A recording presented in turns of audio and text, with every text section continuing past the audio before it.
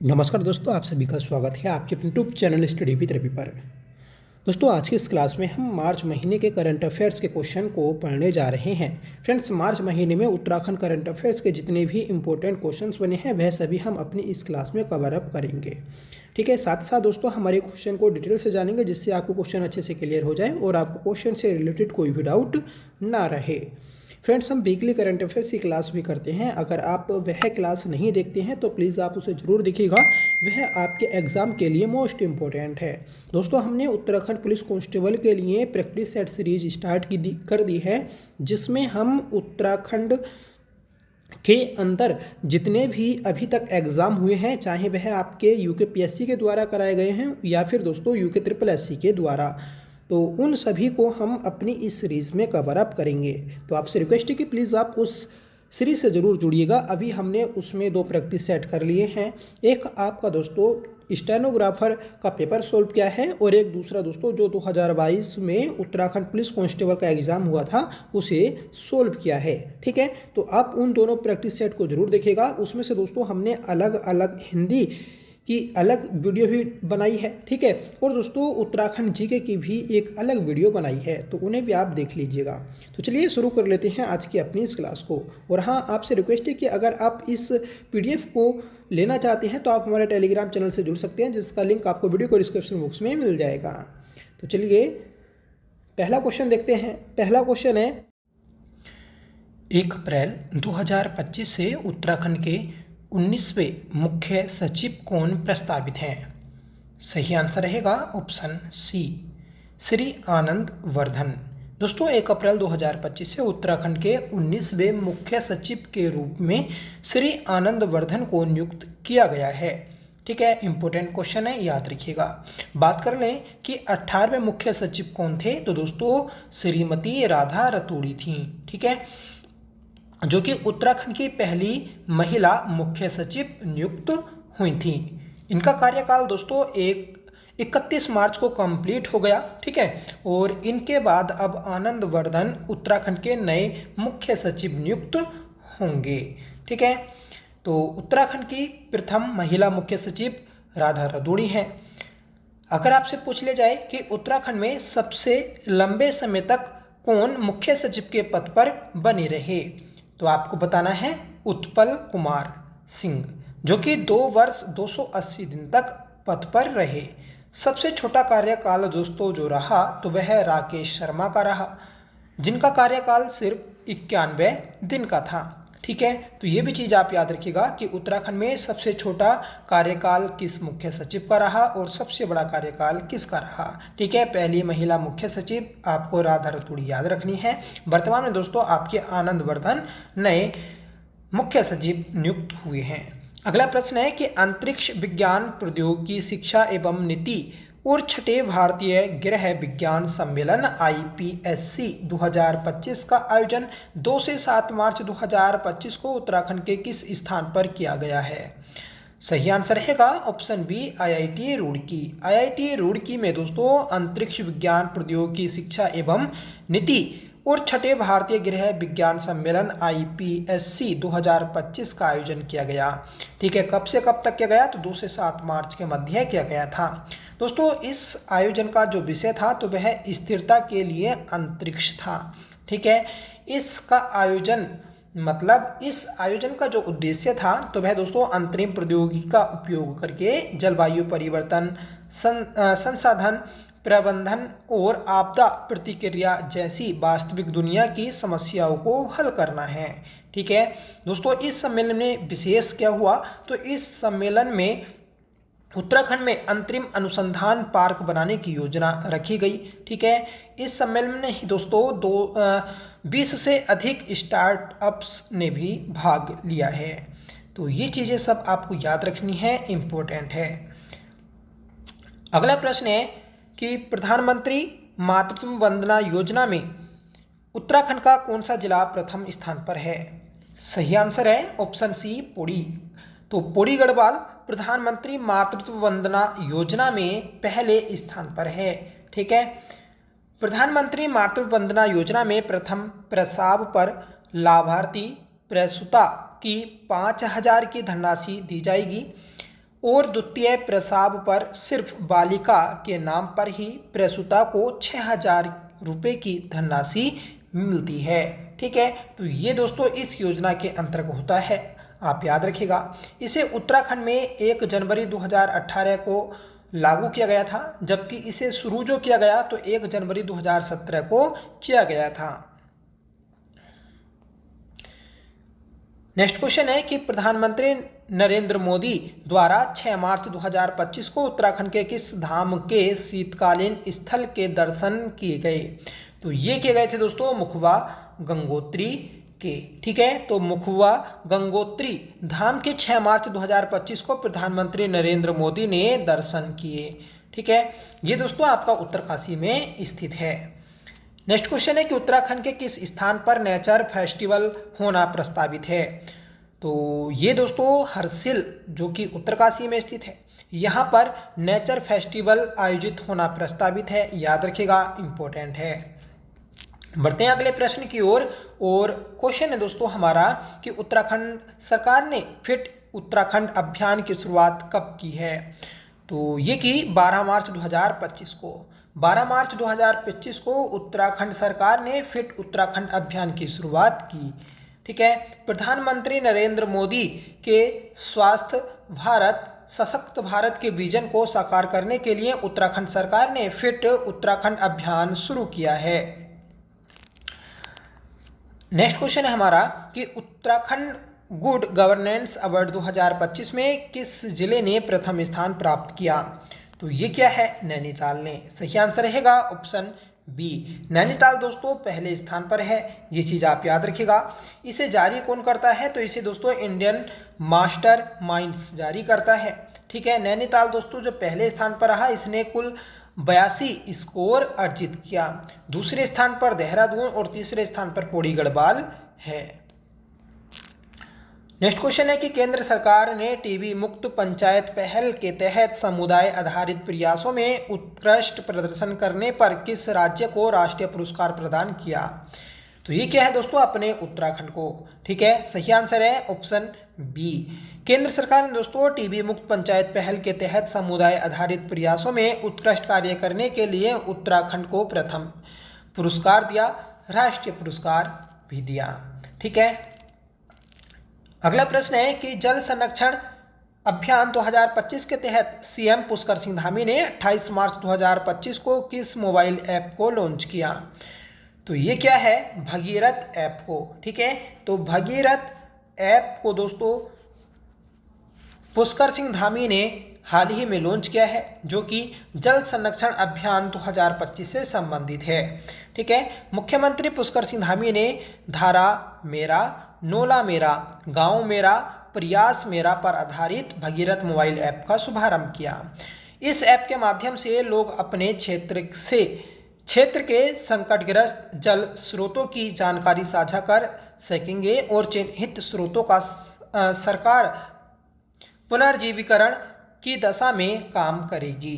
ठीक है, तो सीधा सा दोस्तों इस ऐप को लॉन्च करने का जो उद्देश्य है तो वह है जल को संरक्षित करना। ठीक है, जल स्रोतों को दोस्तों पहचान कर उन्हें भविष्य के लिए बचाए रखने के लिए पहल की जाएगी।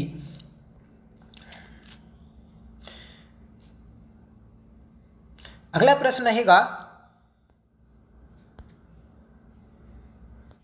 कि ग्रेट बैकयार्ड वर्ड काउंट में उत्तराखंड का स्थान है।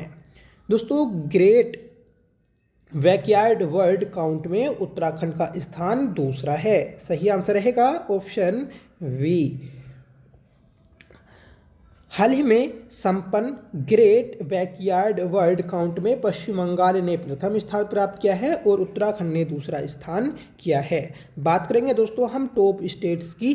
ठीक है, तो पश्चिम बंगाल में 543 स्पीसीज पाई गई, उत्तराखंड में दोस्तों 446 स्पीसीज और असम में दोस्तों 414।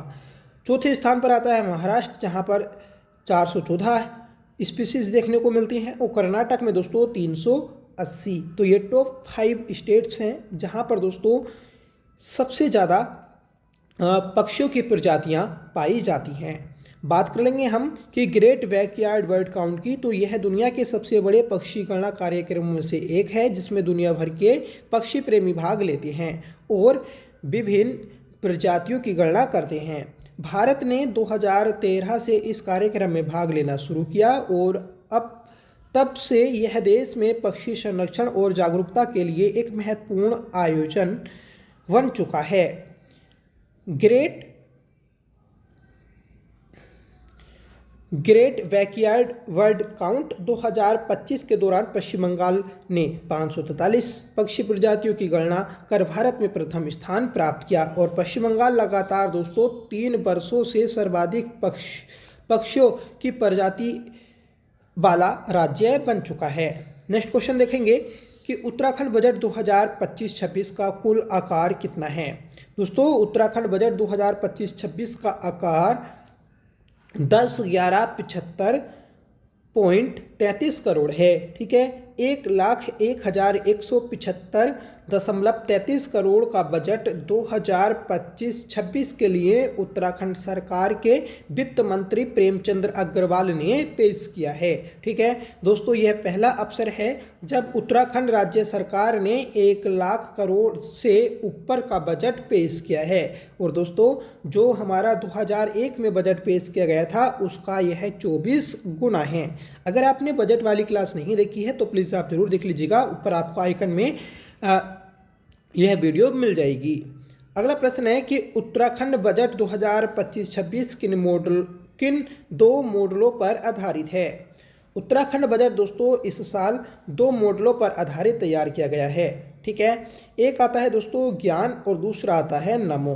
पिछली बार दोस्तों हमारा जो बजट था वह सिर्फ ज्ञान पर ही आधारित था, इस बार दोस्तों नमो पर भी आधारित है। ठीक है, नेक्स्ट क्वेश्चन है कि टनकपुर की डॉक्टर पूजा तिवारी को किस राज्य में अंतर्राष्ट्रीय गार्गी अवार्ड से सम्मानित किया गया। टनकपुर चंपावत की रहने वाली हैं पूजा तिवारी, जिन्हें पंजाब राज्य में अंतर्राष्ट्रीय गार्गी अवार्ड से सम्मानित किया गया है।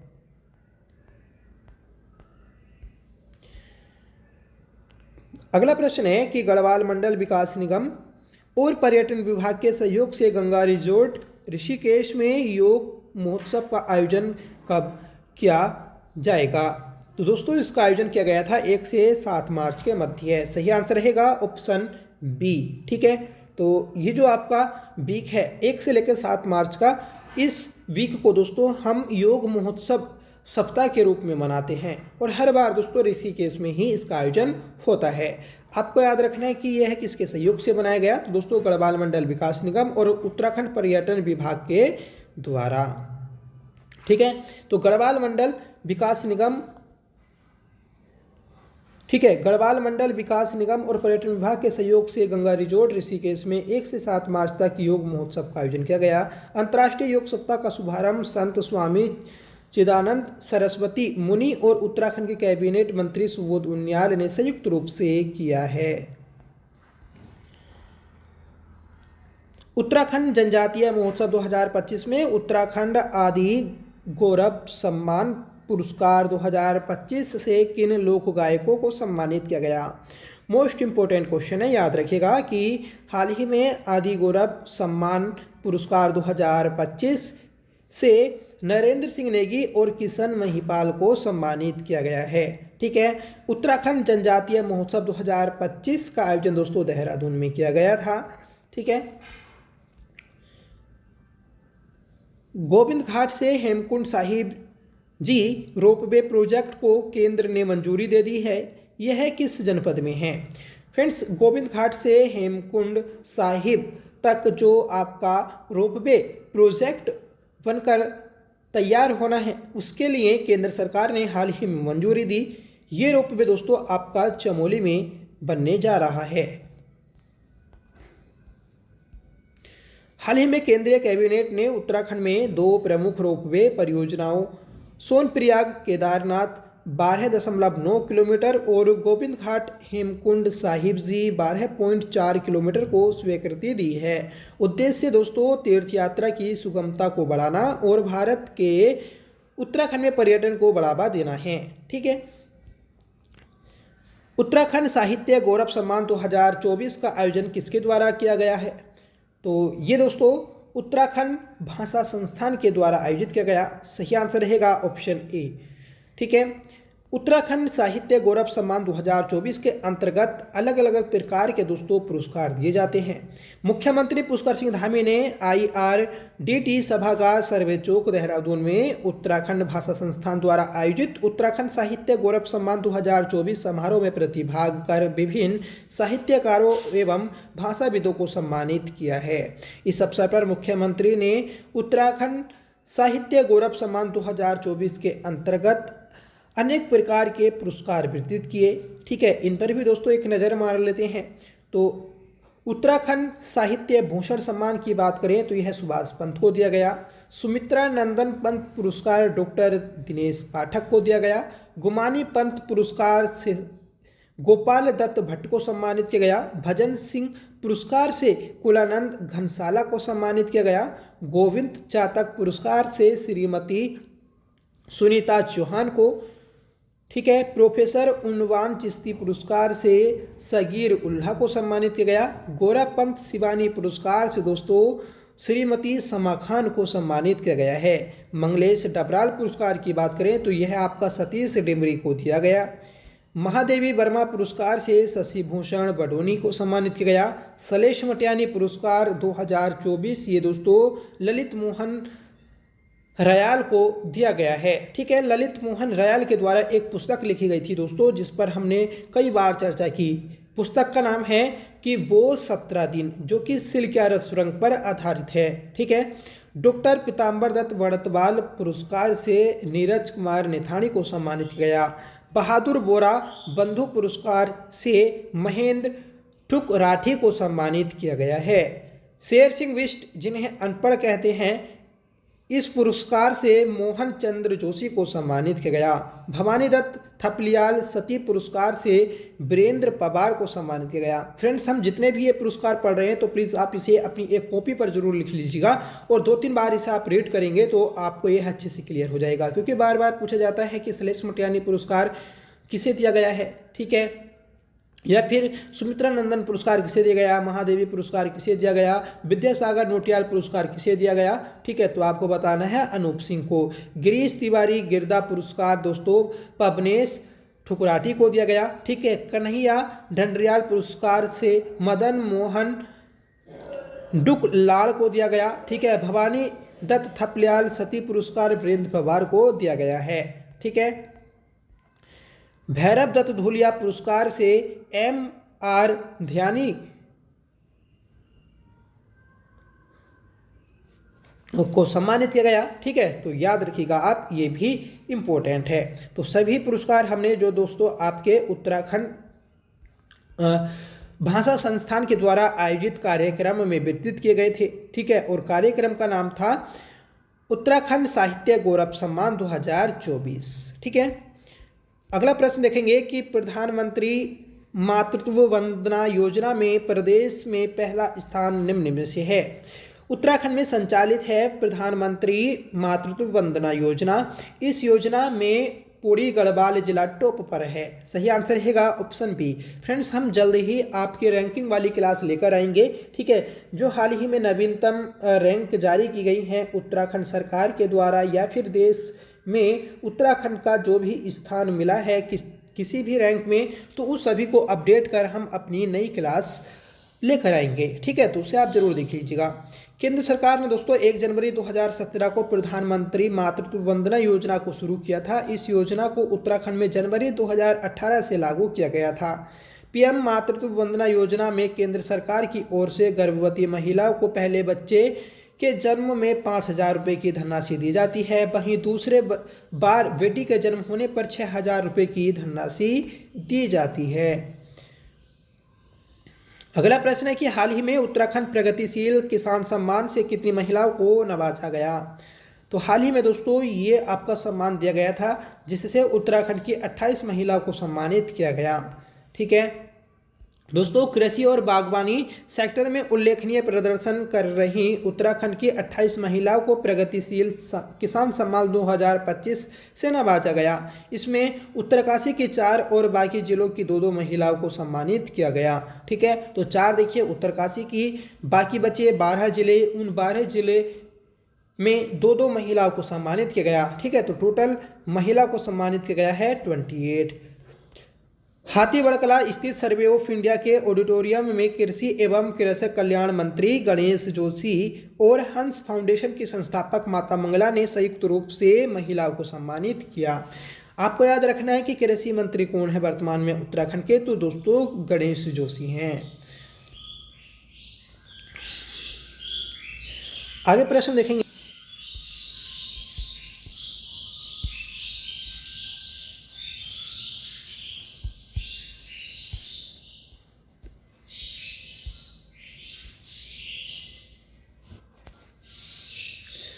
हाल ही में किस राज्य सरकार के द्वारा महिला सारथी योजना शुरू की गई?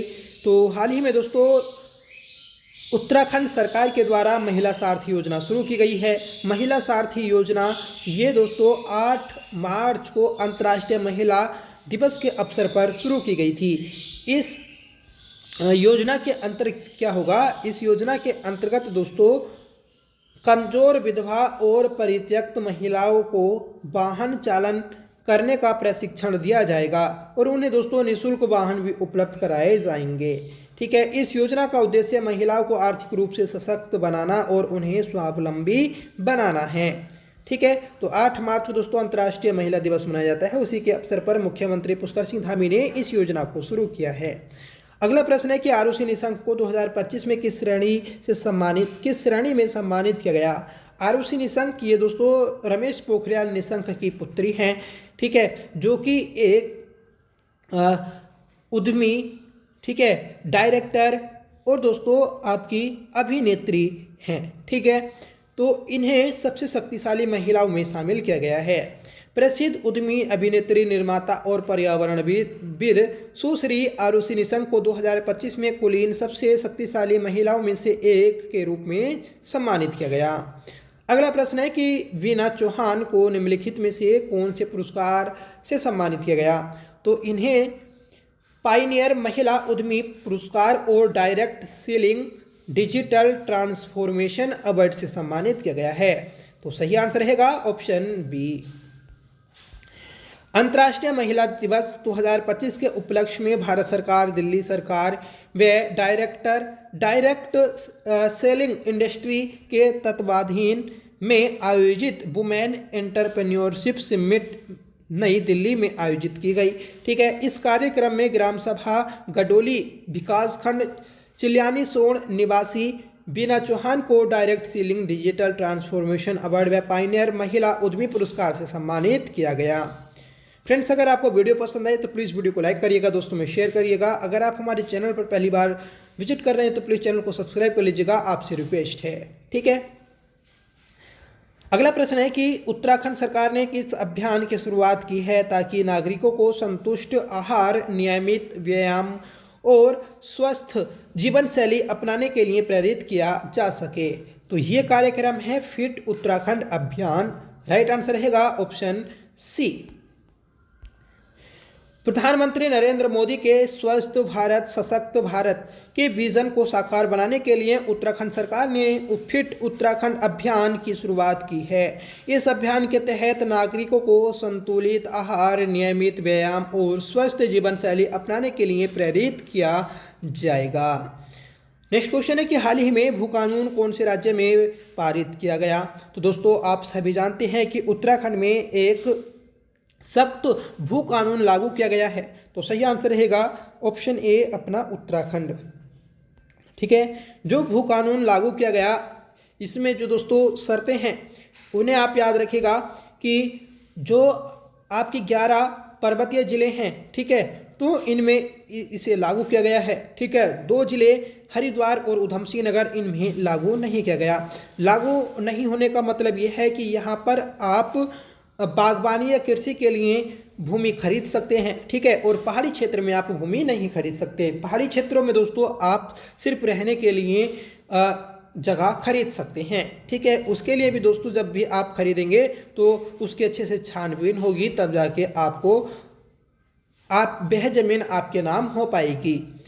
अगला प्रश्न है कि हाल ही में किसे सोन चिरैया संस्था द्वारा वर्ष 2025 का लोक निर्मला सम्मान से नवाजा जाएगा? तो ये सम्मानित किया गया है दोस्तों लोक गायिका पद्मश्री बसंती बिष्ट को। तो पद्मश्री बसंती बिष्ट को दोस्तों लोक निर्मला सम्मान से सम्मानित किया गया है सोन चिरैया संस्था के द्वारा।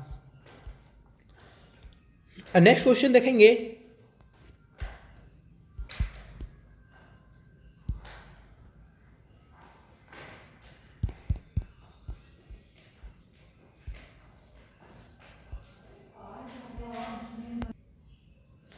उत्तराखंड राज्य सरकार के द्वारा किस दिन सेवा दिवस के रूप में मनाने की घोषणा की गई? तो उत्तराखंड सरकार के द्वारा दोस्तों 23 मार्च को सेवा दिवस के रूप में मनाने की घोषणा की गई है। दोस्तों जो वर्तमान में 5वीं विधानसभा उत्तराखंड में चल रही है, ठीक है, तो इस विधानसभा के 3 वर्ष कंप्लीट हो चुके हैं 23 मार्च को। इसी उपलक्ष्य में सरकार ने 23 मार्च को सेवा दिवस के रूप में मनाने की घोषणा की है। एक बात तो दोस्तों निश्चित है कि जो वर्तमान में हमारे मुख्यमंत्री हैं पुष्कर सिंह धामी, उन्होंने अपने कार्यकाल में सबसे ज़्यादा भर्तियां निकाली हैं। अगर आप रिकॉर्ड उठाकर देखेंगे तो अभी तक ऐसा कोई मुख्यमंत्री नहीं है जिसने इतनी भर्तियां निकाली हों। ठीक है, हम कह सकते हैं कि उत्तराखंड सरकार में इस समय अभ्यर्थियों के लिए एक गोल्डन टाइम पीरियड चल रहा है। ठीक है, आप अच्छे से महसूस करिएगा, इससे ज़्यादा भर्तियां दोस्तों कभी नहीं आई हैं। जो लगातार भर्तियां आपको देखने को मिल रही हैं, बैक टू बैक दोस्तों वैकेंसियां आ रही हैं। ठीक है, आने वाली भर्तियां दोस्तों काफ़ी सारी हैं, इसमें फॉरेस्ट गार्ड, वीडियो, ठीक है, और दोस्तों पटवारी लेखपाल की भर्तियां आनी हैं, LT के दोस्तों दोबारा पद आने हैं। अभी दोस्तों आपका जो DLED का एग्ज़ाम हुआ था, ठीक है, उसका अभी फाइनल रिजल्ट आएगा, फिर उसके दोबारा दोस्तों DLED के फॉर्म आने वाले हैं। ठीक है, तो आपके पास एक सुनहरा मौका है। अगर आप लगातार स्टडी कर रहे हैं तो आप नौकरी जरूर ले लेंगे 2025 में। अगला प्रश्न है कि शैलेश मटियानी राज्य शिक्षक पुरस्कार 2024 कितने शिक्षकों को प्रदान किया जाएगा? मोस्ट इंपोर्टेंट है। तो दोस्तों शैलेश मटियानी राज्य शिक्षक पुरस्कार 2024-2025 में दिया जाएगा और इस साल दोस्तों 16 शिक्षकों को यह पुरस्कार दिया जाएगा। ठीक है दोस्तों, ये पुरस्कार उत्तराखंड में उन्नयन शिक्षा गुणात्मक सुधार के लिए उत्कृष्ट कार्य करने वाले शिक्षकों को दिया जाता है। ठीक है, और शिक्षकों को दिया जाने वाला उत्तराखंड में सबसे बड़ा पुरस्कार है। आप कमेंट करके बताइएगा कि किस वर्ष इसकी शुरुआत हुई थी। नेक्स्ट क्वेश्चन है कि अंतर्राष्ट्रीय महिला दिवस के अवसर पर उत्तराखंड राज्य सरकार के द्वारा शुरू की गई मुख्यमंत्री सारथी योजना का संबंध किससे है? तो मुख्यमंत्री सारथी योजना का संबंध जो है तो वह महिलाओं को वाहन चालक प्रशिक्षण देने से है। सही आंसर रहेगा ऑप्शन सी। इसमें दोस्तों कमजोर वर्ग की महिलाओं को, विधवा महिलाओं को शामिल किया जाएगा, उन्हें वाहन चलाने के लिए प्रशिक्षण दिया जाएगा। ठीक है, और बाद में उन्हें निःशुल्क वाहन भी उपलब्ध कराए जाएंगे। जैसे दोस्तों ई-रिक्शा अभी काफ़ी ट्रेंडिंग में चल रहा है क्योंकि यह इजी होता है, इसमें ना ही आपको पेट्रोल डीजल भरवाने की ज़रूरत, इसमें आपको सिर्फ चार्जिंग करना है और उसके बाद में चलाना है। इससे दोस्तों महिला आत्मनिर्भर बन सकती हैं। ठीक है, नेक्स्ट क्वेश्चन है कि हाल ही में उत्तराखंड के किस वित्त मंत्री ने अपने पद से इस्तीफा दिया? तो दोस्तों इस साल का बजट पेश किया था प्रेमचंद्र अग्रवाल ने, और प्रेमचंद्र अग्रवाल ने अपने पद से इस्तीफा दे दिया है। ठीक है, तो याद रखिएगा ऑप्शन ए राइट रहेगा। और अब ये पद दोस्तों मुख्यमंत्री के पास चला गया है। जब भी कोई मंत्री अपना पद छोड़ता है तो वह पद डायरेक्ट मुख्यमंत्री के पास चला जाता है। नेक्स्ट क्वेश्चन है कि उत्तराखंड मुक्त विश्वविद्यालय को M.Ed विशेष शिक्षा की मान्यता किस संस्था से प्राप्त हुई? तो ये प्राप्त हुई है भारतीय पुनर्वास परिषद नई दिल्ली के द्वारा। ठीक है, उत्तराखंड मुक्त विश्वविद्यालय ये दोस्तों हमारा हल्द्वानी में स्थित है, जिसकी स्थापना 2005 में की गई थी। उत्तराखंड सरकार ने राज्य कर्मचारियों के लिए किस पेंशन योजना को मंजूरी दी है? तो राज्य कर्मचारियों के लिए एकीकृत पेंशन योजना को मंजूरी दी है उत्तराखंड राज्य सरकार ने। ऑप्शन ए हमारा राइट रहेगा। मुख्यमंत्री एकल महिला स्वरोजगार योजना का मुख्य उद्देश्य क्या है? तो मुख्यमंत्री एकल महिला योजना का उद्देश्य है महिलाओं को वित्तीय स्वतंत्रता और आत्मनिर्भर बनाना। तो ऑप्शन भी हमारा सही है। ठीक है, एक क्वेश्चन है दोस्तों कि विश्व उपभोक्ता अधिकार दिवस कब मनाया जाता है? तो ये आपका 15 मार्च को मनाया जाता है। ठीक है, तो ये हमारी क्लास थी आज की, जिसमें हमने इस महीने के सभी महत्वपूर्ण प्रश्नों को देखा जो अभी तक बन चुके हैं। ठीक है, आपको कमेंट करके बताना है कि हमारे वर्तमान में उत्तराखंड के स्वास्थ्य मंत्री और दोस्तों शिक्षा मंत्री कौन हैं। ठीक है, एक और कमेंट करके बताइएगा कि जो आपका FRI है उसकी स्थापना कब हुई थी। तो 2 क्वेश्चन आपके लिए होमवर्क में है, आप कमेंट करके बताइएगा। ठीक है, कि इसकी स्थापना कब हुई और दोस्तों आपका जो स्वास्थ्य मंत्री हैं और शिक्षा मंत्री हैं तो वह वर्तमान में कौन हैं। अभी तक आपने दोस्तों वीडियो को लाइक नहीं किया है तो प्लीज़ वीडियो को लाइक करिएगा, कमेंट करके बताइएगा कि आपको क्लास कैसी लगी। आई होप क्लास आपको पसंद आई होगी। ठीक है, और दोस्तों अगर पसंद आई हो तो कमेंट में ज़रूर लिखिएगा जय हिंद। ठीक है दोस्तों, अपने देश के प्रति आपको जागरूक रहना चाहिए। ठीक है, अपने देश के प्रति आपको समर्पित रहना चाहिए। ठीक है, और अपने देश में दोस्तों अंधभक्ति को छोड़कर जो वैज्ञानिक सोच है उसे जरूर बढ़ाइएगा। ठीक है, आप देख सकते हैं कि 9 महीने बाद सुनीता विलियम्स भारत की मूल नागरिक हैं। ठीक है, और ये दोस्तों नासा के द्वारा अंतरिक्ष में भेजी गई थी कुछ महज ही दिनों के लिए, पर दोस्तों जो स्पेस होता है उसमें गड़बड़ी होने के कारण वह 9 महीने तक अंतरिक्ष में रही। ठीक है, तो ये सब दोस्तों टेक्नोलॉजी के आधार पर ही हुआ है। ठीक है, तो अपनी सोच को बदलिएगा और दोस्तों अपने भारत को बदलिएगा। तो चलिए मिलते हैं अगली क्लास के साथ, तब तक के लिए bye. Thank you so much for watching. जय हिंद।